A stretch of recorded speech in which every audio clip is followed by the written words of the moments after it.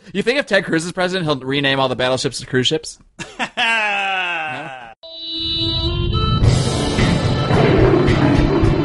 to the Lions of Liberty podcast. Here is your host, your guide, your shining beacon of liberty, Mark Claire. All right, guys, here we are. This is the live. Well, it's not live. I don't know what's live and what's not anymore, but we just live blog for what, 6 hours of GOP Something like debate. that. It was exhilarating and exhausting. It felt like, and we're going to skip the formalities, you know.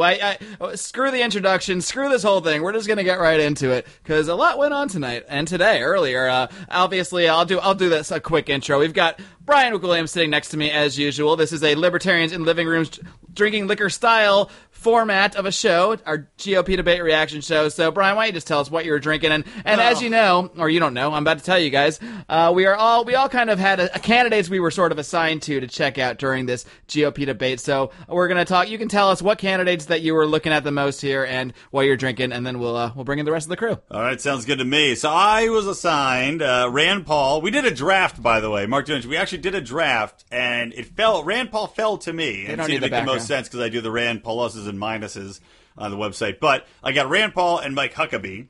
So I've got the Huckster, and shockingly, well, we'll get into it more later, but they were two of the better ones. But I'm also drinking, I'm a little bit embarrassed to say it, I'm drinking a Malibu rum and Coke right now. Delicious. Look, Malibu rum is delicious.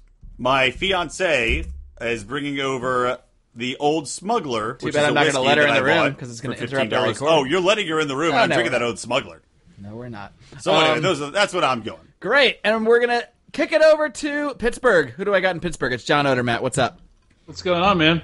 Nothing. Just finishing, waiting for you to restart your computer. Yeah, it wasn't a debate or anything, John. I don't know. All right, so what are you drinking over there, and what candidates did you have your eye on tonight? I feel like this is like the speed round of It LILDO. It is. I got the. If anybody listens on double speed, it'll really be quadruple speed because we're going to record the show in double speed. I'm drinking Dad's Hat rye whiskey, which I've drank before. Fantastic, great whiskey. And I got Ben Carson and Jeb Bush. I took Jeb first, and I got Ben. I think I don't know, sometime in the second round. All right, and we're going to kick it over to. Is it Leesburg, Virginia? Is that right? That's right. Yeah, I got it right. It only took me like 6 years to figure out where in Virginia you live. Howie Snowden, what's going on? I'm just drinking some Pilsner Urquell tonight. It's work tomorrow morning early. And I was watching Chris Christie and Scott Walker tonight. Christie and Walker, all right. Good times. And we've got one more guest, our panel of five here, Mr. J.B. Lubin all the way from Philly. What's going on, buddy? Nothing much, man. Just enjoyed some high-class entertainment tonight, so I'm ready to sit down and chat about it. Fantastic. Well, great. So, and then who are you? Okay, I didn't even ask you any of the questions. I was ready to just move right on. What are you drinking? Who are you looking at? I have a little tequila tonight. Tequila? Camarena. Oh yeah, my God. tequila night for me. Excellent. Camarena, Reposado. Very tasty and reasonably priced. I'm always shocked when anyone was wondering. anybody drink tequila like optionally, where they aren't bought a shot Where and have someone to didn't forcibly force do them it. to, Yeah, that's the only way I ever drink tequila. There's good Just tequila with ice, out man. there, man. Yeah. I mean, yeah. there it is, but I ain't glass, gonna man. buy it. I'm not rolling those dice to see. Some of you may know, well, all of you know, our I'm not going to say former friend. We just haven't talked to him in a while.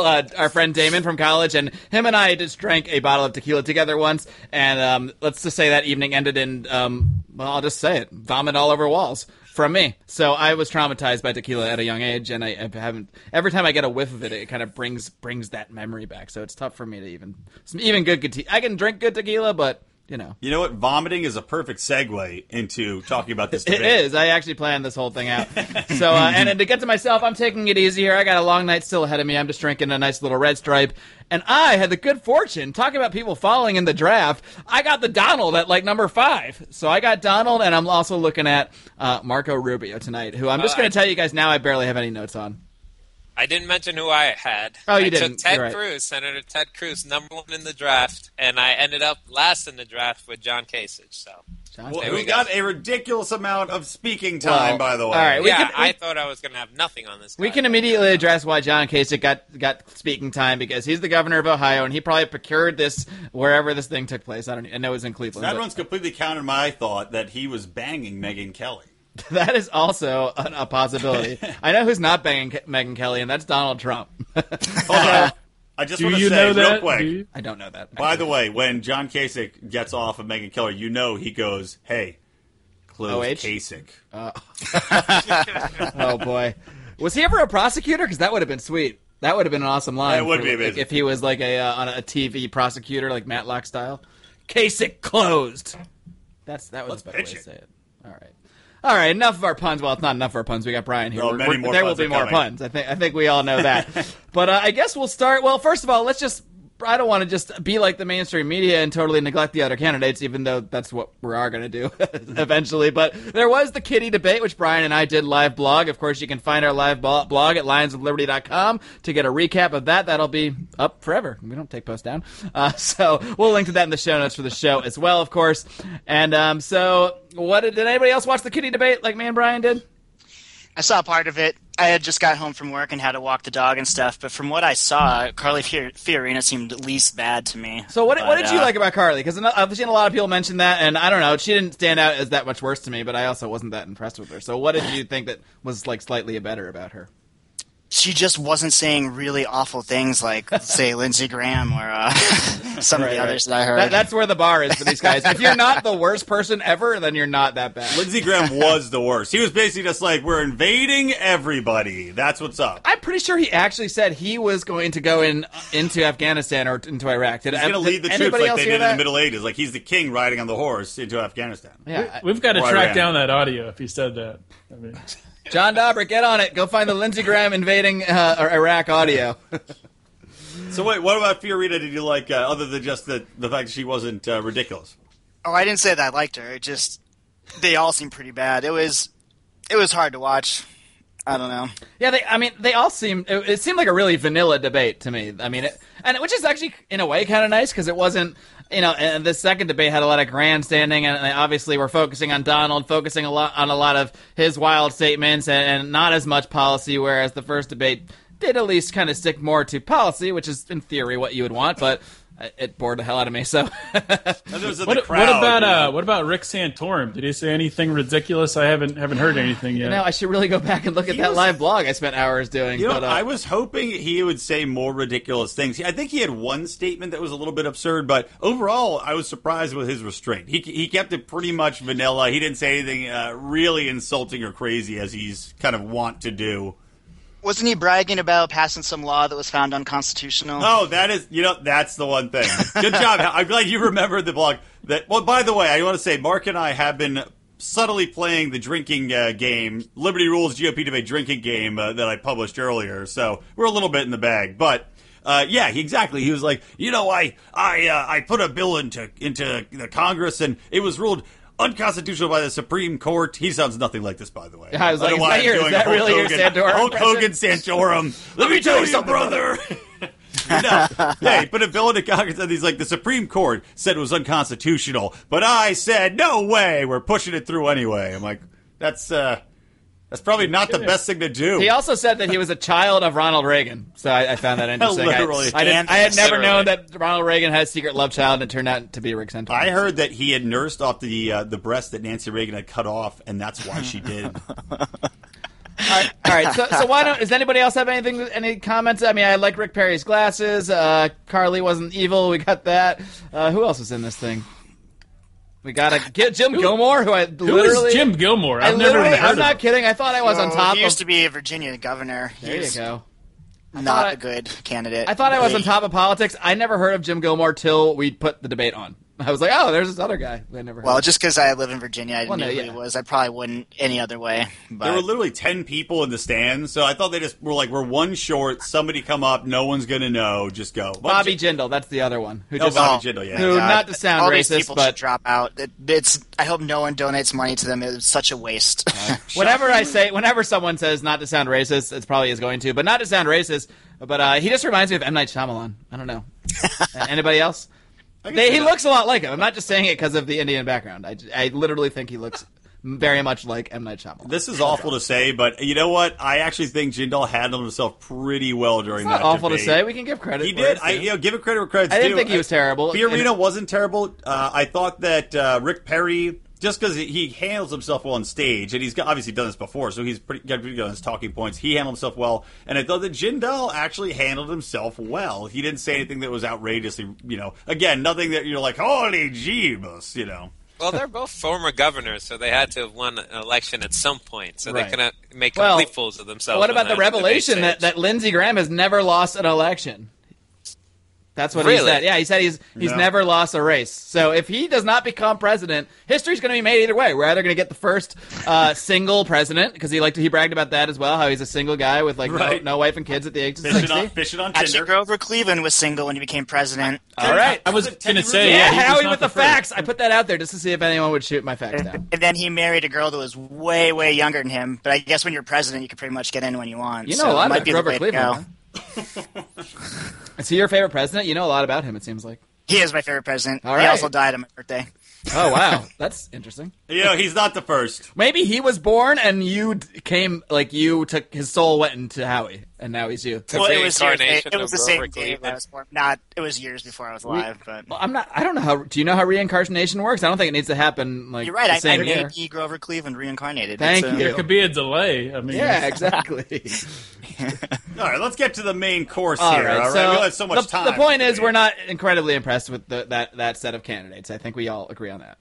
Well, I think you could. Here's the one thing, though. You could probably sub at least 5 of them out for 5 to 7 people on the stage tonight, and there would be no difference in what they're saying. That's very all. true. I think that's very true as well. And a lot of what we'll look at with these guys is, honestly, a lot of their positions are not that different from each other. So a lot of the perception is really just how they come across, how they handle themselves on stage, which is a stupid way to decide the president. But that's kind of the world we're living in right now, and hopefully some more interesting podcasts and hard-hitting analysis from the Lions of Liberty while they drink liquor will help change the political discourse. You know, the good guys that Marco Rubio's a good. Was that another Santorum impression? No, it was just me doing an impression of, I think it was Odie who said he was a very good Harry guy. Carey? It sounded like Harry radio. Carey.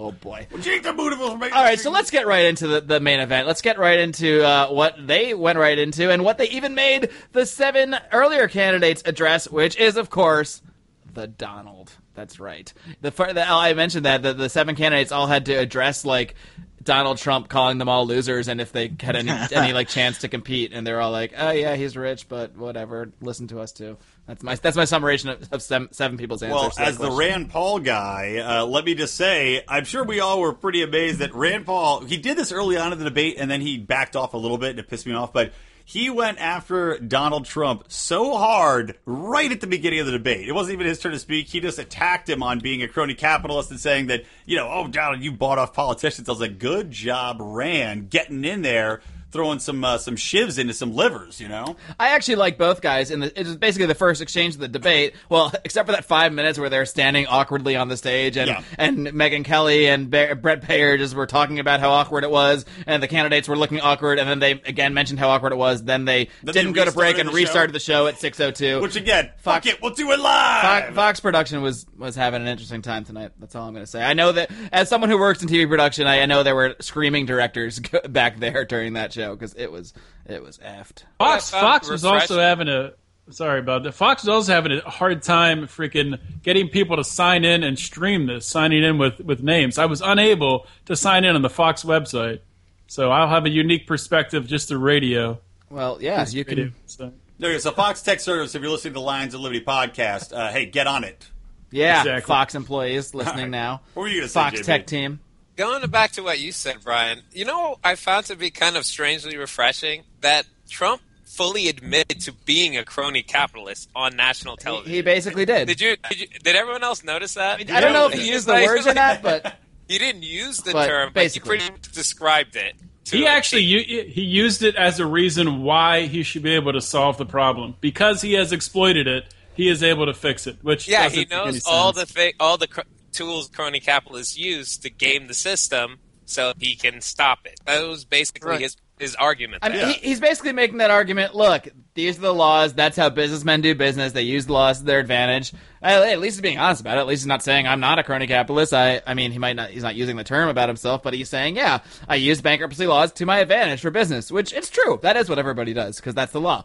I'm not saying it's right, but he's just at least, he's not trying to kerfuffle around and act like he's not doing it, He's basically making the argument. It's like when hackers get hired by companies, after they get hacked, these former hackers that the FBI catches them, they're like, hey, now hire me, I'll make your security better. That's Donald's argument for the country, though. He's like, hey, I've done all this stuff, so hire me and I'll make it better. It's not a bad argument. I've heard worse. Yeah. It was probably his best argument of the night. So let's just start on this first exchange, though, which I really enjoyed, because right off the bat, Megyn Kelly, I think, or Mike Wallace, one of these guys, just asks, will anybody on stage raise their hand and say that they will not commit to endorsing whoever becomes the nominee and will pledge not to run as an independent? And immediately Donald just raises his hand while everyone in the middle, while everyone else just looks at him. And I mean, take it for what you will, but that moment alone, I just love that he did that, because he's just like, no, screw these guys. I'm in this for myself. I'm not a lifelong Republican. I don't care about the Republican Party, which he doesn't, obviously. He wants to run for president, and I think if he fails in the GOP, I think he's already considering an independent run. I think he's even said that. And the implication being, if you're going to run independent, you're going to cost the election for whoever is the GOP candidate. And I found it interesting that this is where Rand immediately jumped in and attacked Trump and said, he basically said the same thing. He's just here to ride on the Republican coattail for a minute.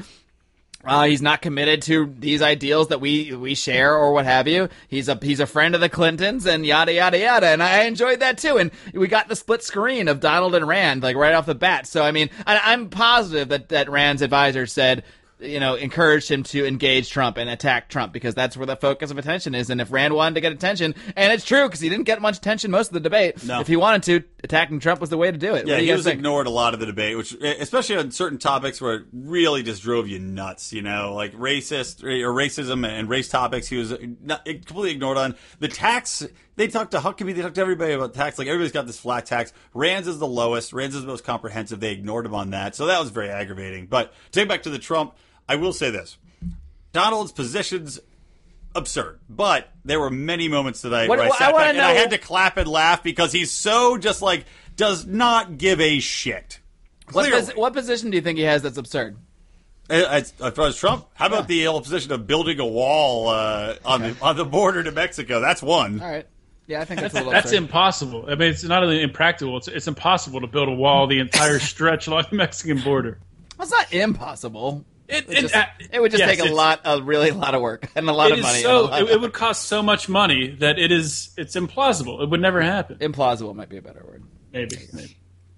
Hey, did you guys see in the news today how Bill Clinton called him and encouraged him to run when he was thinking about it?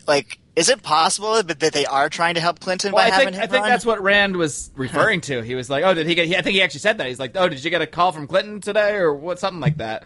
So yeah, I mean, he was basically implying that. That's Do you think this could be a big Clinton conspiracy to sabotage the Republican Party? Hillary did go to his wedding. Yeah, he made that very clear. That was pretty funny. He's like, I invited her and she came. I mean, you can't deny that Trump is entertaining. Is all get out. As much as I disagree with him, I want to see him do well and keep being in the debates. Oh yeah. Well, he did have some good points. Mark, you're the Trump guy. But he had some points where I was like, I could kind of agree with the Donald on that. Yeah, I mean, I don't know. I can't even name. There was no. I wrote a lot of notes, but I don't see points in any of them. I'll say one thing he was right on when he knocked the honesty of reporters and how they twist statements and how they don't do honest reporting, and I don't think they honestly report on a lot of people's statements, including a lot of his, even when I disagree with the actual statements too. But I think he's right about. And I like that he goes after the reporters right off the bat. He just doesn't respect them, and they don't respect him, and that's just the way it is. And everyone else, no one else does that. No one else has that contentious attitude towards the moderators and the other reporters that Donald has. And I mean, if nothing else, it is refreshing. And there may be nothing else. I'll give you one point that he made that was really good, and I remember I blogged about this. It's he said that the Obamacare. Basically, that it helps the insurance companies. The insurance companies are making all the money, and that's a direct result from government intervention and crony capitalism. So he nailed that Now, granted, we've already talked about the fact that he is himself a crony capitalist, but he's completely right in that the insurance companies are benefiting from this government intervention and forcing everybody to get health care. So in that regard, I was like, meh. Golf clap.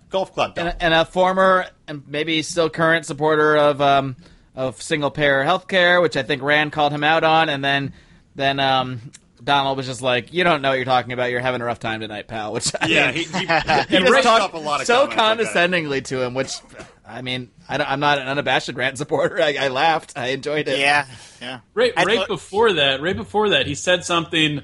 He was talking about healthcare plans, and he wasn't for single payer. And then he talks about like another system to take care of the people left behind. But doesn't say what that is. And that just kind of got washed over. But I wonder what that system is. Is it a lottery or? He said, "I'll help the people that can't get help in another way." Yeah, all these candidates look good. It's just like, I'll do this. It's like, well, how are you going to do it? You know, granted, they don't have that much time, but go into your plan a little. He also said, "We need brain." We need brain. And then he said, if it weren't for me, you wouldn't even be talking about illegal immigration, which is silly because that's an issue in every single campaign ever, especially in the GOP. So that's dumb. I'd vote for him over Hillary, though. Oh, I'd vote for anybody over Hillary.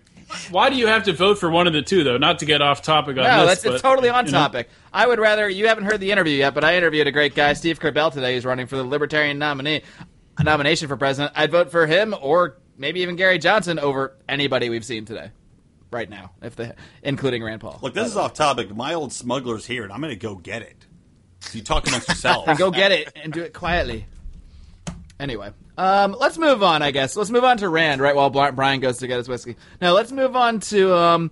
See, the funny thing is, I mean, thinking back, it seemed like a lot. I mean, obviously, look, there's 10 guys. They're not going to be able to get a ton of time for everybody. We know that from the beginning. But a lot of guys, I'd say the most marginalized guys, to me, seemed like Rand.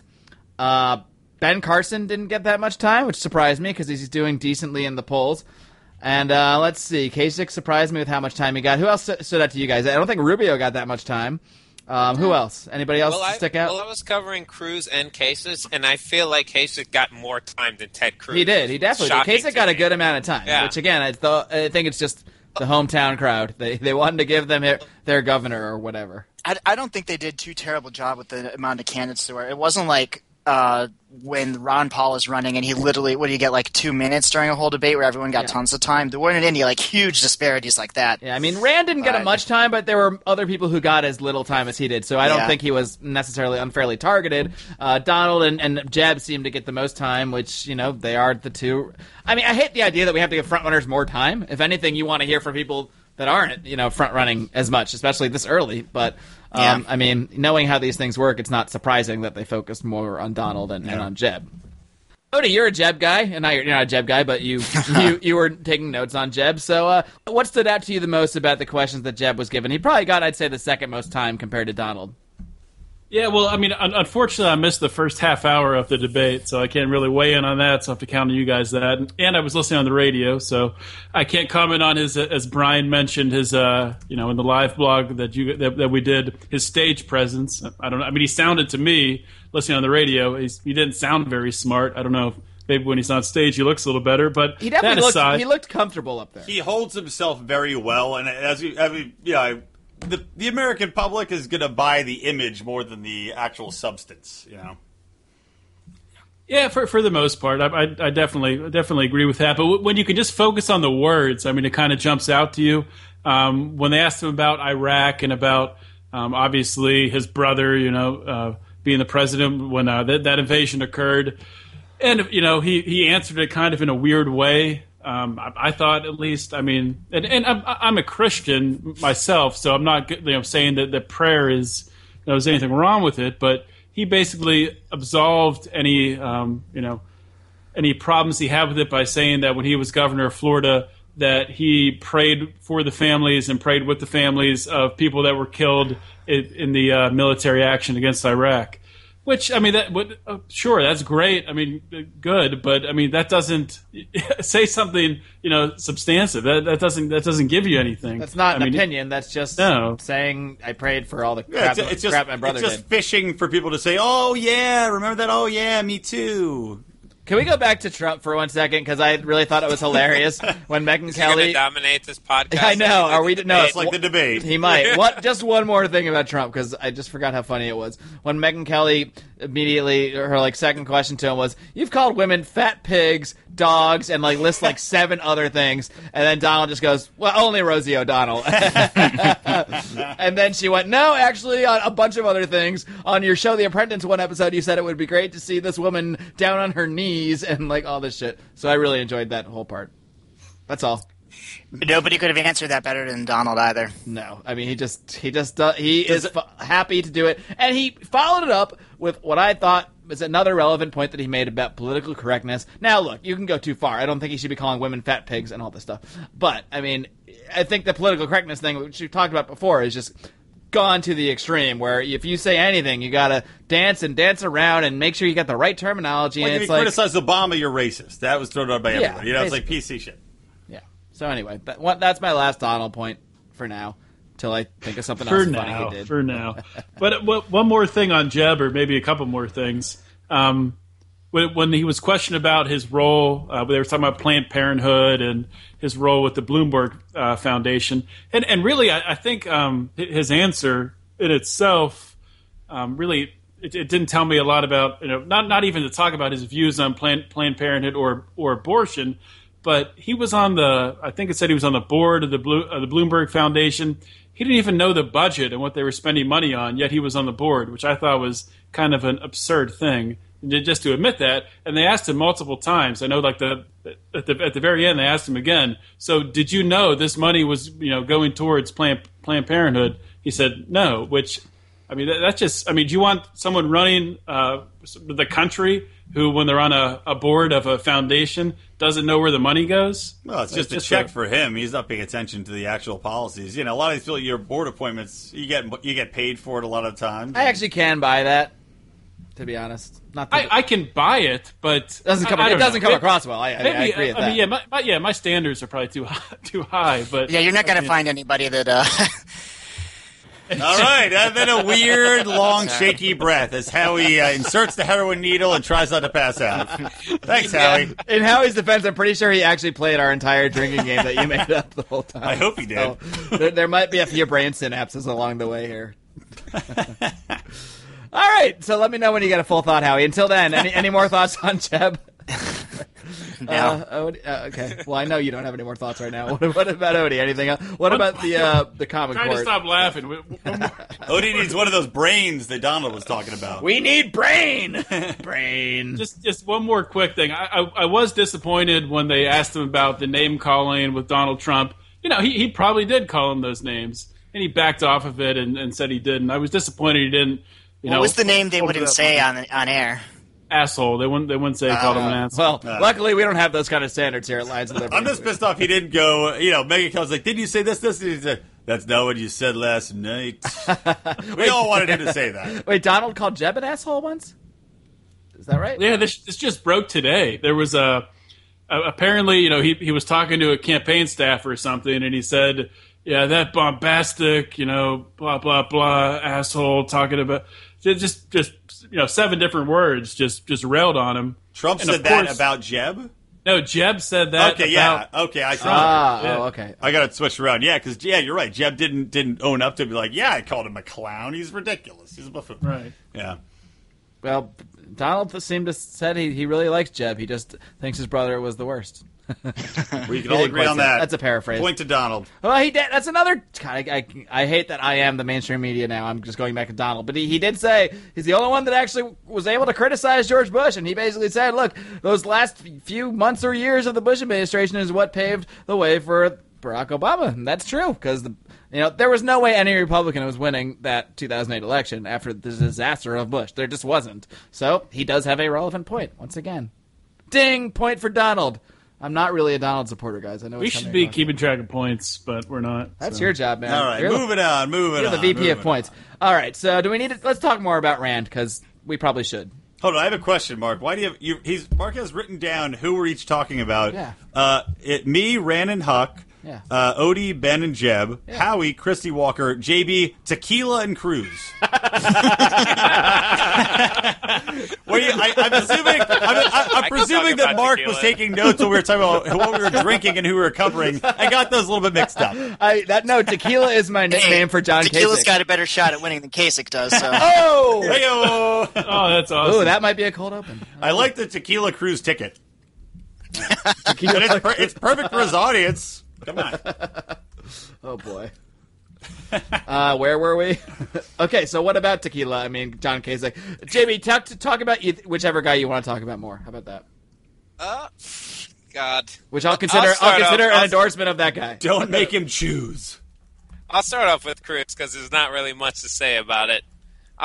The first thing he started off with was talking about the truth, and he pretty much opened by saying that he speaks the truth and ups himself as a contrarian who's anti-lobbyist and special interests, and it took me all of 2 seconds to find that he's taken money from Goldman Sachs and several law firms during his time in Senate.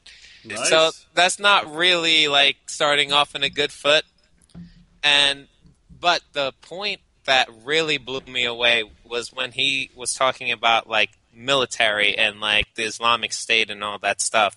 And he, in front of all these people, said that he's talked to like experts, generals and like military planners, and that they say, which I believe, that there's no real military solution to the problems in the Middle East. You can't just solve this with troops and bombs. And he fully says he doesn't believe that. And that's when it really blew me out of the water that this guy has no clue. Like, you talk to the people who do this for a living and say, you can't solve this with guns and bombs, but he doesn't believe it. And I think that's the last person we need, in the presidency again. Yeah, we don't need a guy that thinks we should solve everything with guns and bombs, probably. Yeah. It's not very libertarian, really. Unless he's talking about self-defense, but I don't think he is. So many of those candidates did take that position, though. Like Huckabee, it's like he took the same thing. He's all about, and this is from the president's profile I wrote on, but he's all about boots on the ground and defending Israel at all costs, and Iran can't have anything and go, any option on the table kind of thing. And so it's like, why don't you acknowledge the fact that people there's other options other than just going in and destroying people, and it causes so much blowback. I don't get, to JB's point, why they don't listen to these people who have been there and have been convinced that military action just isn't going to work. Sure, you can't.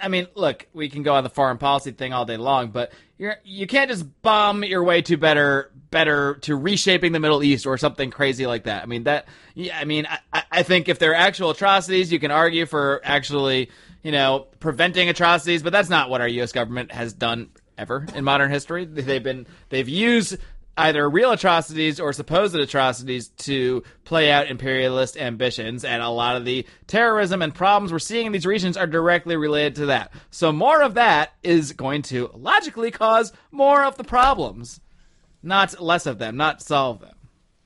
I think we probably all agree with that. Yeah.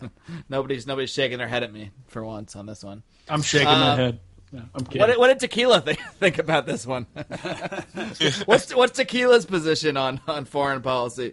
Now we'll do both JBs. We'll act like this is like a snake draft or something. What's your response to John Kasich? He got a surprising amount of time for a guy who's polling at 2.8%. Yeah, I was surprised, but he didn't say anything particularly mind-blowing in his time that he did get. I was actually surprised that he admitted to expanding Medicare in Ohio and scot-free with all those people up there, which was pretty funny to me. But he focused a lot on budgets, and he used all the good buzzwords like balancing budget and military and things like that. And he seemed to be riding on Trump's coattails a lot during the debate, too, which I found to be enjoyable. But other than that, I don't think he did anything that's going to rise that over that 2.8%. Well, what about the gay marriage conversation he had, though? I thought that was pretty interesting. Oh, yeah, I thought that was really refreshing. He was just like, hey, if my daughters are lesbians, that's what they are. I'm not going to love them any less. He seems pretty candid. I actually liked him. Believe it or not. I think you mentioned he talked about budgets a lot. When he was in Congress, I think it was like back in 97 when they actually balanced the budget kind of that one time. He was a big part of that actually getting done. I just had a flashback, Howie. I kind of remember us in college watching like Fox News and you saying you kind of like John Kasich. Do you think that happened? Yeah, he's or am not I making that up. No, I'm serious. This did happen. He's not bad. He's not bad. Yeah, that's what I got from him. He's not a zealot on like gay marriage and stuff like that. He's not a zealot on the social issues, and he's more of a fiscal conservative. Which I mean, he's that's very much a moderate Republican. That's what I learned from this debate. Yeah, I mean, he didn't say anything that like struck me as terrible. You know, compared to like a lot of the other stuff people were saying up there. Not at all. Oh my God, are we endorsing John Kasich for 2016? There we go. It's here. Tequila Kasich. Tequila Kasich. I like it. Tune into like Kasich plus and minuses next Hashtag Kasich closed. Come on, come up with a snappy pun for a weekly John Kasich article. Come on. That's it. I just said it. That's done. Oh, case closed. That's Kasich closed. Kasich closed. That's all it. right, that's it. We already used that pun. Come on. You're a comedian. You're supposed to be able to think of. How about say anything with John Kasich? Okay, we're going to move on from this. All right, so any more thoughts on John Kasich or tequila? Do you think John Kasich drinks tequila? Do you think John Kasich has ever had an alcoholic beverage? Let's start there, because I'm not. It's Ohio. Sure. They all are doing alcohol. They're all mainlining meth. It's Ohio. I'm pretty sure Trump was drunk. Here I go again talking about Trump. I'm pretty sure he had he had like that red face that some people get when they like drink like 2 glasses of wine, or he just went to the tanning bed. He had a flask hidden between the first and second layers of his hair. Oh boy, that'd be awesome. A toupee flask. What about Chris Christie? Lions of Liberty toupee flask. Christie got a lot of time. How about Howie's over there. Christie Rand Paul thing? Let's toss it to our Christie. That was awesome. That was awesome. This will be a good segue. We'll toss to our Christie expert, Howie, and then we can have Brian maybe counter with some of the Rand stuff. Yeah, so I thought that was the thing that stood out the most, and that like emotional plea to 9/11 stuff. I don't think that's going to fly anymore, especially with millennials that are voting now. Yeah, aren't we past that crap that mentioned 9/11 to pull at heartstrings garbage? I don't think that's going to work anymore. I think Rand definitely got the better of that exchange. I think, and he got some cheers there. Rand got some cheers for bringing up the Fourth Amendment and the Bill of Rights. Definitely. And Christie got booed big time. I mean, I think Christie did the worst out of anyone up there. He said absolutely nothing of substance in that entire All he said 2 was, hours. "I want 26." He really spent time researching or coming up with numbers on how many jets and how many like battleships. You think if Ted Cruz is president, he'll rename all the battleships to cruise ships? No? Ooh, possible cold open. I don't know. All right. I thought the one thing that Christie said that was worthwhile was how he talked about what a big chunk of spending entitlements are, and they're not even hardly talking about it at all. Like. That's true. I'll give him credit there. That is, like, you're talking about stuff that's, small potatoes when entitlements are eating up so much of the budget. Yeah, and I said that in our life blog. Like, I think he's right on that one thing. That's the only thing. But as long as baby boomers are voting, if he's going to say something like that, he's done. I actually feel like he's trying to lose the election with all this anti-marijuana stuff he's been going on with lately. It's like, have you seen the polls and what everybody in America's been saying? Right. Yeah, I mean, I think it's his way of saying, like, look, I can be a cultural zealot too, but, I mean, can he really believe the crap he's saying about marijuana? It's not a winning strategy, I don't think. No, I mean, he's literally said he will, like, destroy the marijuana movement, like, if he's president. Like, I'm just going to crush every state where it's being legal, crush it on the federal level. I mean, I can't see how he can think it would help him politically or how any advisors might tell him it would help him, so I have to believe he actually just hates weed for some reason. Right. Maybe he doesn't know it's available as edibles. Maybe. Well, look, and also it's going to hurt his box seats for Dallas Cowboys games. Have you seen Jerry Jones' bulging, veiny eyes? Oh, my Lord. That guy's smoking weed. But look, to talk about the Chris Christie Rand thing while we're on the topic, it was Rand Paul. That was his greatest moment, I think, on stage, other than calling out Trump in the beginning, was that he destroyed Christie on that. The best point he made was when Chris Christie said, "Oh, yeah, I prosecuted people that were terrorists." And Rand goes, "Yeah, but you didn't do it using illegal wiretaps. You did it with a legal warrant gotten from a court. And you went after these people legally. You didn't do it through this back alley stuff where they're spying on people and nobody knows, and spying on everybody." And it was crazy how Christie's like, "Oh, no, how are we going to collect data if we don't spy on everyone?" Which was the most ridiculous thing Christie said. The most ridiculous thing Christie said was when he said, and Rand Paul's out in the Senate giving speeches about this and then posting them on the internet 30 minutes later. Like, he was so mad that Rand Paul's staff knows how to use the internet. Like, oh my God, how dare you post your speeches online? I mean, come on. What? Really? That's a criticism? You can use YouTube? I mean, please allow me to Google and read your speech. Yeah. No, it's interesting that Christie he's definitely pinpointed and zoomed in on Rand Paul as someone who wants to attack, and it's not someone he's going to take any votes from. I mean, people aren't going to flop from Rand Paul to Chris Christie. It's a strange dynamic that he's just focusing in on Rand, it seems like. I pray more candidates focus on Rand. That's what I say. I think it's great he was attacking Trump over and over because, look, if Trump's a front runner, get Trump talking about you because that brings you into the media. The more people that hate Rand Paul and want to talk about him, the better because there's a million candidates in this damn race. So, damn, send some hate mail to people, Rand. Put some bags of flaming dog shit on everybody's doorstep, All right, Howie, what about your other guy you were watching? What about Scott Walker? Anything stand out from him? Surprisingly, he didn't really bring up unions at all. Well, we didn't drink no for that drinking one. for unions. A few podcasts back, I think I mentioned that I thought that he was going to end up being the Republican nominee. I do not think that anymore. I think he comes off as way too uncharismatic. He seems like an idiot. He just seems like he kind of seemed like a kid at the bar mitzvah who, like their parents were like, all right, you got to dress up to go to this thing. Just go up there. One of the worst things I'm I not thought going to lie. he said was, He actually sounded like on the radio. He came across probably top 5. You missed the first half though. He was talking about how he doesn't believe in having an exception for life of the mother for abortion and because it's like, wait, are you so you just let the mother die? And he stuck to his guns. That's not who I want to be president. And it also sounded like if he would end up starting a war with Russia. I know he said he was going to be going after Iran first day, so I guess Russia might be later the first week. But, geez, I don't know. I definitely could never support somebody like that. Also, if I ever start losing my hair like him, I'm shaving my head immediately. Yeah, go Brian McWilliams style. That's what I do. 21 years old. He saw it and he took it off. Yep. That's exactly right. 21. I was like, Dunzo. I can't pull it off anymore. If I start losing my hair, I'm gonna get a toupee like Donald. Brian?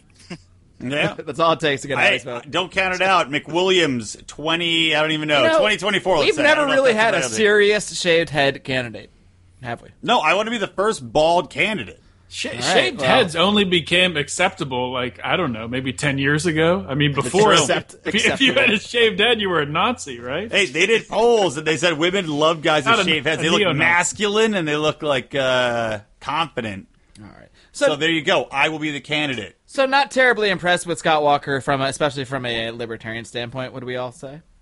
No, he's terrible. He didn't say anything remotely liberty-based. Did he talk about Iran? Because he's always the one talking about Iran. I don't remember hearing him talk about the Iran deal at all. He's saying bomb, bomb, bomb, bomb. Oh, wait, that was another guy. Another year. I didn't appreciate Rand's waffling on the Iran issue. It's such... It drives me crazy. That was very disappointing. Let's get back to Rand for a few minutes again, because he didn't get that much time, first of all. I guess that's not shocking. But he wasn't marginalized in the way Ron clearly was in the past, and he wasn't really as tacked in a straw man way so much either. I think they treated him not that different than a lot of the other guys that got less time. So I think I can't really say it was terribly unfair to Rand specifically. But I really think he could have done more with that. I mean, look, he already said he's against the Iran deal, so he couldn't say he's not. But it was a very waffly statement when they asked him about it. He said, look, I'm against the deal, but I'm not like these guys. I want to negotiate. I just didn't think we should negotiate and until they can prove that the sanctions have worked. It's a very confusing stance he's taking, because it doesn't make sense to say we can't negotiate until you are in compliance with something, but that they've been in compliance with for years. They've been in IAEA. God, how do you say that? The International Nuclear, you know what I'm talking about, right? Yeah. NAACP. Yeah, the NAACP. They've been in compliance with international nuclear regulations this entire time, and no one's ever had any evidence that they're not. So it's ridiculous to say that we can't remove sanctions to negotiate until they meet any kind of requirements, because they've met every in the framework that's laid out internationally through the UN and the IAEA. God, I gotta really do some of my research. Yeah. Well, I agree. He waffled. It's a good deal, but even the Democrats like Schumer are against it. Oh no, it's a very good deal. But I will say this: Rand did speak out on a couple of good things in that. Working in some of the positives, and I think it was the same time he had to speak. But talking about defunding, taking back foreign aid, was that in the same time or was that later? I'm trying to remember. But later, but that was a good thing. Oh, was it? Yeah. Well, I'll just hit it now. Yeah, agreed. The Iran deal, he waffled on that. Again, he was right about negotiating with your enemies, and he dropped the Reagan Republic thing, which is kind of annoying. But yeah, he did mention later on that taking back foreign aid from people. And I was so surprised that he said that Israel, he said, didn't back off the phrase. He said, yes, Israel, I say defund them if we can't afford it. Because I've railed on Rand for supporting Israel and Israel, any attack on Israel's attack on the U.S. So I'm surprised that he backed off of that and said, look, if we don't have the money, we shouldn't fund them. It's a great quote. I remember live blogging it. They said, you can't project strength from bankruptcy, which is a great phrase and a completely accurate point. Yeah, that was a good line from him. Any more thoughts on Rand's overall performance? Did he make you more enthusiastic about his campaign, less enthusiastic about his campaign? Look, he had limited exposure. I was pissed off he didn't get to talk about the race issues, but I was annoyed that he didn't get to talk about his tax plan, right? Which is better than Huckabee's, if you ask me. I can't believe that either. It was his tax is the lowest of anybody, 14.5%, and meanwhile Huckabee's talking at ends about the flat tax, and the same thing, and Rand doesn't get a chance to speak. That was insulting. If Rand can find a way to stick around until there's like 6 people on stage, I mean, he's going to stand out. But with that many people on stage, he gets diluted and washed away. It's true. And Huckabee, look, to Huckabee's credit, because I was the guy monitoring Huckabee too. Huckabee actually made some good points. Like, he didn't get into any of the really horrible things that he believes in. Like, there was a point where I thought he was going to get into the whole I will use federal troops to stop people from getting abortions thing. He didn't quite go that far. He didn't quite get there. He did reference like the 5th and 16th and 6 other amendments to how he would fight abortion. Shockingly, he made a good point on that, though, which is about the rights of the fetus, that's the big debate. Where does the rights of the mother stop? At least he brought the word rights. I mean, no one else even brought that word up. At least he's referencing the Constitution. So he had a good take on that if he didn't get too deep in it. But he also, his flat tax proposal was great. It's not as good as Rand Paul's, but he cited some really good points, which is, getting rid of the tax from the payroll and also how that helps to, as far as illegal immigration goes. The biggest issue there is that with coercive government law, we're all getting taxed and illegal immigrants aren't because they're not on the tax roll. So that flat tax addresses that. So, hell, Huckabee actually, in my opinion, came across very well tonight. I think it was inappropriate he got so many chances to come across well, but he came across well in his points. He didn't come across as bad as I perceive him normally. Let's put it that way. Well, he's a demon if you get it deep into it. He is all for military action. He hates gay marriage. He is opposed to gay abortions. By the way, Santorum brought that up recently. He brought up gay abortion? If there was a gay abortion doctor, everyone's head would explode. And he's like, well, what if you could find what if being gay is genetic and you find out your unborn child is gay and people would go and abort them then? Oh, that's a good one. He's like, we're going to have to stop that. You wouldn't want that, would you, Rachel? Wait, he said that? Santorum, he was saying to Rachel Maddow, like, what if you found out your unborn baby was gay? You wouldn't want people aborting them, would you? Wow, that's a straw man. I've never heard one. Intense. Yeah. But, well, anyway, Huckabee. I kind of do want Santo to get up to the big debates just because he really is entertaining in these things. He's so angry, too. All right, we got a couple more guys I just want to touch on real quick, and then we're going to wrap this puppy up because we got things to do. So my other guy was Marco Rubio. Honestly, I took 2 notes on him. One is that he said Amazon doesn't own a single store. And he seemed to think that was bad. I don't know. I don't know. He thinks Amazon should open stores. I don't really know. And then he also has his ears look like they're from the Easter Island heads is my other note. So that's all I got on him. Solid political My analysis. point being he didn't really stand out too much to me. I'll have to rewatch that. I assume that was in the beginning, the Amazon comment. Was that the first half hour? Yeah, he was just talking about the changing economy and like how people are finding themselves out of work and mom and pop shops and how Amazon's the biggest employer, but I don't know if employer, but whatever. And he doesn't. They don't own a single store, or they don't have a single store. Well, he talked about that. And he also tried. It's like he's trying to connect with the younger audience, even though he's I've heard against of Amazon, which is ridiculous. Right. But he was like talking about how everybody else is really old. Essentially, was his point. Everybody's old. I'm young. And then he said he supports technology advancement. Then he goes to say that Amazon doesn't have a store. It was like two different points that collided with each other, made no sense. Yeah, and he didn't mention his Cuban parents ever, so that was a... No, he did. He did at the very end. I think you missed it in the closing statements. He did. Oh yeah, I didn't hear the closing statement. So what did he say? Did he say, "Oh, I'm the son of Cuban immigrants, and therefore"? He said his father was a bartender, I think, and immigrated from Cuba. Now he's on the stage, and it's the epitome of American Havana. Dream. So, a lot of Cubans are on the stage. I've seen fantastic dance routines. I don't even know what you're talking about. Okay. I think we have one guy that we have not mentioned really too much yet, and that was a man who Odie wrote his presidential profile on, and who I was interested to hear from because he's not a political animal. Well, he's becoming one, but I think it did show, though, that Ben Carson does not have much political experience. So, Odie, what were your thoughts on Ben Carson, of what you saw of him? Yeah, even just listening without being able to see him on stage, he came across as you could hear the awkwardness, sort of cautious, and he was not assertive at all. I'm not sure he said anything of substance. Well, he said a couple interesting things. I don't know if they had any substance to them, or you can be the judge. But when he was asked about waterboarding, and he went on to say that shouldn't be. I don't know if he said something like, that shouldn't be our enemy's business. What we do, we shouldn't broadcast that, which is pretty ridiculous. I mean, it's either, is it right or wrong? Are you for torture or against it? Obviously, I guess he's for torture. But then he did say something that I agree with. He said that there is no such thing as a politically correct war, which, of course, I mean, wars are not politically correct. Wars are terrible. They're awful. I agree with that. And Ben Carson, I don't know if a lot of people know this, but he was against the Afghanistan and the Iraq war at the time. Especially because he didn't say that. Yeah, no. I don't know. I don't know why he didn't. But what else? Did you note the fact that it was funny because you referenced the fact that he talked about his the secret plans that we don't want to reveal to our enemies, but then later on he's like, but if I was going to destroy America, here's how I would do it. It's like, you won't tell us your secret plan, but you'll tell us how you'll destroy America, Ben. All right, guys. Hold up, breaking news. This just in. It was just released, the final talk times for everybody. And this is actually really interesting, especially considering that Rand Paul had to butt in a number of times. Mm-hmm.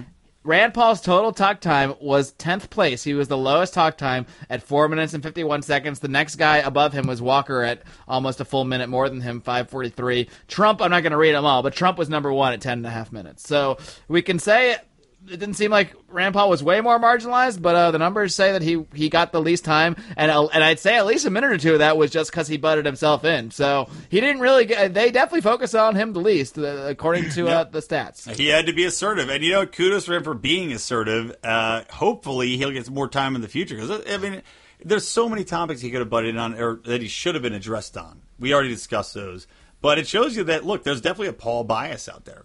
Well, this is Fox News too, so you got to remember that as well. I mean, the Fox News has an audience that they're trying to direct the message towards. If you get on CNN, it's a little bit different audience. So I mean, he might get more time on CNN, or is there even does MSNBC have debates? I don't even know. I bet they'll host one of the Democratic debates. They'll have the Democratic Which we will also live blog, and, for the record. We will live blog. We will do reaction shows every debate, as far as I'm concerned. If we can get a Libertarian debate, we'll do that, too. By the way, is Bloomberg running? No. Because during this debate, if you're watching the TV, they had several anti-Michael Bloomberg I thought that was interesting. It must just be ads. Some political action group that bought ads on the debate. But he's not even running. He hasn't even announced that he's running. I think it's against he's pushing for some kind of gun laws or something, so it's against that.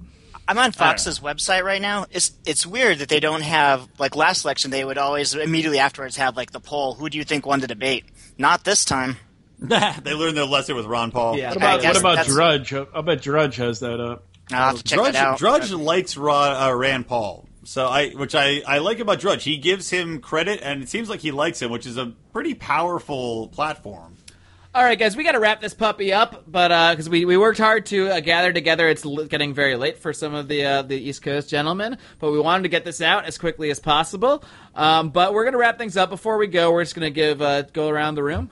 This is a room in my head. I don't think I've heard from JB in about 45 minutes, so we'll start with JB. We're just going to get your final thoughts. If anyone, just let me know if anyone looked better to you, anyone looked worse for you. Has anything changed in your mind based on this debate?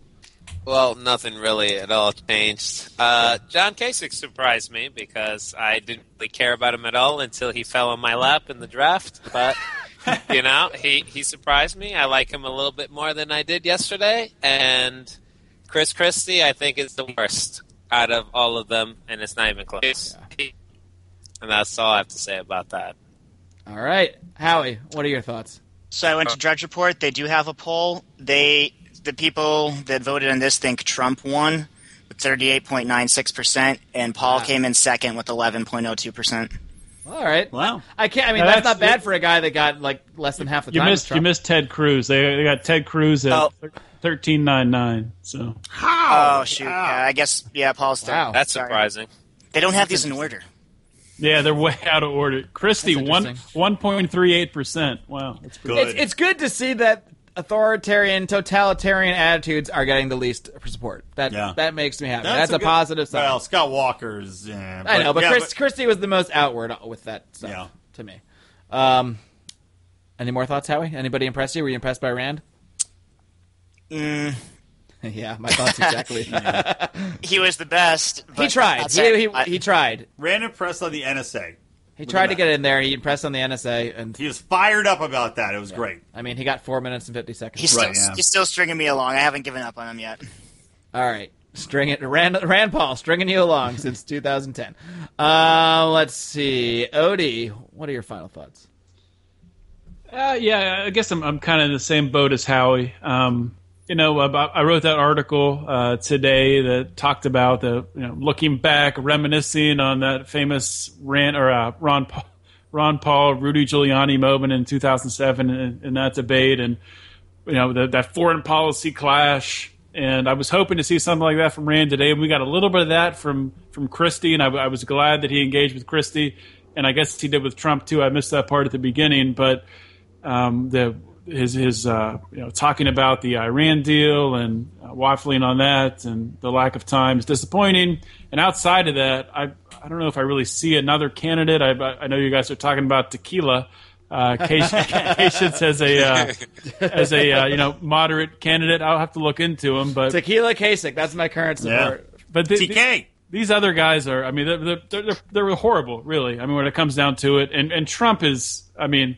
I don't know. I don't want to put words in your mouth, but maybe some of you are feel a little better about Trump than I do. I just think he's pretty much a crony and a scam artist, just trying to boost his image and. I don't feel better about parlay this into something else. I don't think he gives a shit about America or about improving this country one bit. No, I agree. I don't say good things about Trump because I think he's someone I want to vote for or support, but. I will say, and this is why I think he's polling so high, the way he approaches this stuff is refreshing, even if you disagree with the things he's saying, because he is not acting like your typical politician. He is just coming out there saying whatever comes out of his mouth. I don't really think he is filtered by advisors at all, and for better or for worse, that does come across as refreshing, and that, I think, is why he's polling so high. And I think that'll probably change as things go down the road, but I don't know. Maybe we'll see Trump go out and bow out of the race to let Hillary get in. I don't know. Maybe it is a grand conspiracy. Brian, what are your final thoughts after like 7 hours, it feels like, of this today? Well, to counter it, like I said, I think Trump is a bit of a buffoon. However, he is refreshing. My God. I mean, honestly, I would still choose Trump over about 80% of the field that was on that stage right now because his positions are a little bit less insane as far as pushing America out there and imperialism. So, you know what? I find Trump to be ridiculous but palatable for now. I still think he's an idiot. I thought Rand Paul was good. He was aggressive tonight. He got no time to speak. So it was disappointing in that regard, but his Chris Christie thing was awesome. Those are sound bites that they can use. Those are hopefully will fire people up. He got a big round of applause for that. So overall, good job to Rand. Trump, ridiculous but entertaining. And Kasich, he's growing on me, even though he's still not my favorite. Well, if tequila pushes Kasich out of the Cruz tequila ticket, then I don't know. I have no point. My final thoughts are that I am debated and politicked out today because this is the 7 hours after I first started live blogging the Kitty Debate. I feel like I really didn't learn much new tonight, to be honest. Everything Rand did, I already kind of knew what his position was on. The rest of the guys all seemed pretty cookie cutter. Only guy that stood out in a negative way was Christie, and Donald is as Donald does. But if you did not know Rand's positions, did you learn anything? If you're a casual viewer who tuned in to watch the Donald, sure. What'd you take away? Okay, that's a good question. Then, it depends on where I'm coming from going in, but if I had any kind of inkling about the Fourth Amendment or privacy and I was, against the NSA stuff, he would be the only one that stood out as someone who would take a bold stance against that, against the spying and stuff. That's something we have to think about. This is true. Our perspective is not going to be the same as others. Yeah, this is a massive audience, so people might not be here. They might not pay attention to Rand Paul. They might have seen it the first time and be like, goddamn, Rand Paul, taking it to the man, protecting my Fourth Amendment rights. So. Very much. All right, guys. Well, I think we've done the world a service today, frankly, by sitting through hours and hours of debates and doing live blogs and doing reaction shows. And as far as I'm concerned, we're going to do this for every political debate that airs anywhere. So we're locked into this thing. Gosh darn it. And our next show, this is going to be Monday's podcast. Hopefully, it'll be on YouTube sooner than that, so you can find it there. But our next podcast episode after this one will be in my Thursday show next week, and that will be featuring another candidate, Steve Kerbell, who's running for the Libertarian nomination. And I can tell you, after already speaking with him, that he is vastly different than all the guys we listened to today, including Rand Paul. So I look forward to that. Until then, folks, come on and join me, guys. I know you want to. Until then, live long!